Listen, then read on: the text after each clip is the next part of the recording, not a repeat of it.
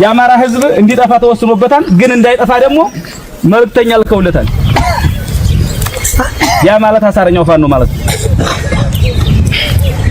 የአማራ ትግል መነሻው ምንድነው መነሻው የአማራ ህዝብ ማወቅ አለበት መነሻው ማለት ነው መነሻውን እስካላወቅነው ድረስ መዳረሻው ልናውቀው ስለማንችል የአማራ ህዝብ መነሻው አብይ አህመድን ካመጡበነ በኋላ ጠቅላይ ሚኒስተር ካደረጉት በኋላ የአማራ ህዝብ የተደረገበት የዘር ማጥፋት ጭፍጨፋ 1 2 3 ብለን እንነግራቸዋለን የትግላችን መነሻ ስለሆነ ማለት አብይ አህመድ ወደ ስልጣን ከመጣ በኋላ ስመኘው በቀለን አሳጣን የአማራን ምሁር የአማራን ጀግና አባይ ግድብን የደፈረውን ጀግናችንን ስመኘው በቀለን አሳጣን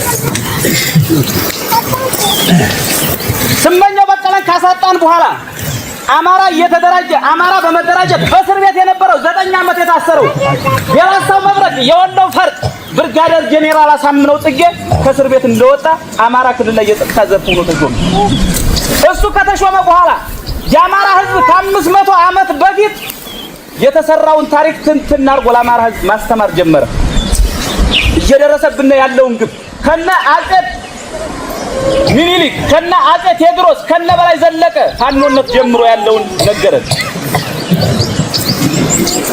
እና ቢኖ ጴጥሮስ የሰሩትን ነገረን ያ ታሪክ አሁንም ተመልሶ መጥቷልና የአማራ ህዝብ ካልተደራጀና ካልጠነከረ ከ500 ዓመት በፊት የነበረው ይደገማናል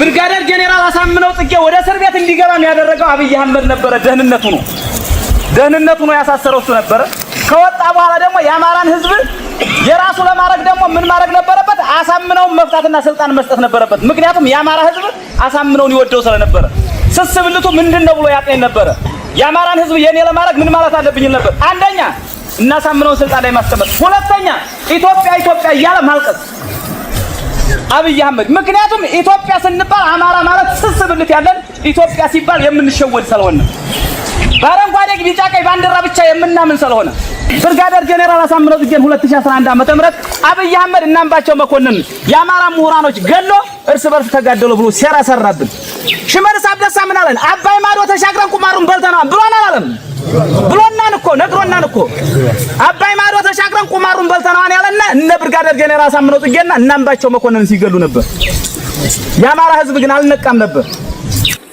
9 ጊዜ በላጎ ምሽግን ሞክሮ በሞርተር በመርክ በዙ በዱረን በታንክ ያልቻለውን ለምስራቅ አማራ ፋኖ 1 ቀን ተሰጠው መስከረም 15 ቀን 2015 ዓ.ም በላጎ ምሽግ ላይ ምን ተሰራ እና አሸናፊ አለሙ ምን ሰሩ ብለህ ጠይቅ በላጎ ምሽግ ሲሰበር ለ6 ሰዓት ነበር የፈጀው መከላከያ 9 ጊዜ ያልቻለው በ6 ሰዓት ውስጥ ግን የተሰዋብን የአማራ የቁርጥ ቀን ልጅ አሳረኛው ፋኖ 9 ነበር በላጎ ምሽግ ሲሰበር እናሸናፊ አለሙ እነሲላምላክ ደጉ ሲቀሩባት እዛች ተራራ ላይ 9 ሰው ተሰውቶብን በመከላከያ ሰራዊት 9 ጊዜ ተሞክሮ ፋኖ እንዴት በ6 ሰዓት ይሰብረዋል የኔን ስም ወስዳውብኛልና በላቸው ብሎ ለ105ኛ ኮማንዶዎች አብይ አህመድና ምርኮኛው ብርሃኑ ጁላ ተዛዛ ወርደው ከጀርባችን ተመትተን 104 ሬሳ 143 ቁስለኛ ይዘን ወጣን በመከላከያ ሰራዊት የአማራ ህዝብ ልታውቀው ይገባል ይሄን እኛ ግን የዛን ሰዓት ሀገር ማፍረስ ነውና ዋርካው ምረ ወዳጆ ሚስጥሩን አላወጣውም ነበር ምክንያቱም በዛ ሰዓት መከላከያ መታይብን የሀገር መከላከያ ሰራዊትን አማራ ወጋው ብሎ ደግሞ አብይ አህመድ ሌላ ስም ስለሚሰጥ እንደ ህወሓት 104 ሬሳ ስንቀብር ግን ማሳ ነበር የተቀበሩት ቤተክርስቲያን እንኳን አላገኘንም ነበር ሰዓት ስላልነበረን 143 ቁስለኛ የሚያሳክምልን አልነበረም የዛን ሰዓት አሳረኛው ፋኖ ግን ያንን ውጊያ ከጀመረ በኋላ ተሐድሶ እንኳን ይደረግላችሁ ቢባል አፈር እንበላለን እንጂ ራያ የኛ እናቶች እያለቀሱ እኛ እዚህ አንቀርም 104 የተሰዋ 143 ቁስለኛ ይዘን ወጥተናል ራያ መሬት እናልቃለን እንጂ አንመለስም ያለው መስከረም 23 ቀን ራያን ነፃ ወጣን ከዛ በኋላ ምን አደረገን እነሲላምላክ ደጉ ቤተሰቦች ጥቁራቸውን ሳይገፉ የናሸናፊ አለሙ ቤተሰቦች ጥቁራቸውን ሳይገፉ የ104ቱ ቤተሰቦች ሀዘናቸውን ሳይረሱ የ143 ቁስለኞች ህክምና ሳያደርጉ አብይ አህመድ ምን አለ ተጥቅፍቱ አለ እኛ እኮ ጥያቄያችን የወንድ ጥያቄ እኮ ነው መንግስት እንሆን አላልነውም ነገር ግን ክተት መክት ብለህና እያለ የተሰዉትን ካስልነ የታመሙትን አሳክምልነ እኛ ሰርቶ እንበላለን። የኛ ጥያቄ እነ መሐመድ ቢሆነ ልጆች ምን ሊሆኑ ነበር ነው የኛ ጥያቄ። የነ ሞላ ደስዬ ልጆች ምን ሊሆኑ ነበር ስላሴ ላይ የተሰዉት ብለን ነበር የኛ ጥያቄ። በክራንቻ የሚያርዙ ወንድሞቻችን ማን ነው የሚያሳክማቸው ብለን ነበር ጥያቄያችን። ካንዴ ሁለት ሶስቴ ይህን ጥያቄ እየተጠየቅን ካላሳከማችሁልን ካልካሳችሁልን ትጥቅ አንፈታም። ትጥቅ መፍታት ነበረብን አልነበረብንም? አልነበረብንም አይደል? አንፈታም አሉ። እኛ አንፈታም ስንለው የህዝብ ልጅ መሆናችንን አወቀ። ካንዶን ትጥቅ ማስፈታ የአማራ ልዩ ኃይል ከጀርባ እነሱ ወግኖ ይመታኛል። ስለዚህ የመጀመሪያ አማራጭ የአማራ ልዩ ኃይል ትጥቅ ማስፈታት አለብኝ ነበር። አብይ አህመድ ቁማሩ መጋቢት 29 እና 28 ትጥቅ ይፈታሉ የአማራ ልዩ ኃይል በሁሉም ክልሎች ያሉት ልዩ ኃይሎች ትጥቅ ይፈታሉ የሚል መመሪያ ወርዶ ባህር ዳር ላይ የመጀመሪያ ትጥቅ የሚፈታው ብሔር ግን ማን ነበር?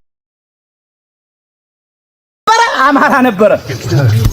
የመጀመሪያ ትጥቅ የሚፈታው መድኃኒት አይጥ ላይ እንደሚሞከረው አማራ ላይ ነው አብይ አህመድ ውሳኔ ይክሩ። ከዛ በኋላ ምን አደረገ? ከመራዋ ጀምሮ እስከ ደብረ ብርሃን አዲስ አበባ ጫፍ ድረስ የተኩስ ናዳ አደረባት አማራ ክልል።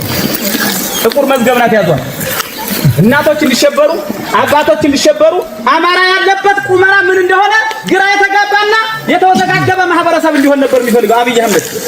ተኩስ ያደረው ግን ባረቃሙ አገኘው ተሻገር የሰለጠነው ልዩ ኃይል የብርጋዴር ጄኔራል አሳምነው ጽጌ ልዩ ኃይል አልነበረም። ያን ምን ነበር ፍላጎቱ?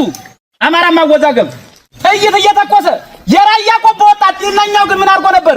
የእውነት ልዩ ኃይሉ ሊፈርስ መስሎት ምግብ ቤት ዙረን አንድ ምግብ ቤት ልዩ ኃይል እንዳትቀበሉ ልዩ ኃይል የበላው ነው ብላችሁ ለኛ ሪፖርት አድርጉልን እንከፍላለን። ልዩ ኃይል ዩኒፎርም የለበሰ በነፃ ይብላ ይጠጣብን ሆቴል አዘዝነኛ።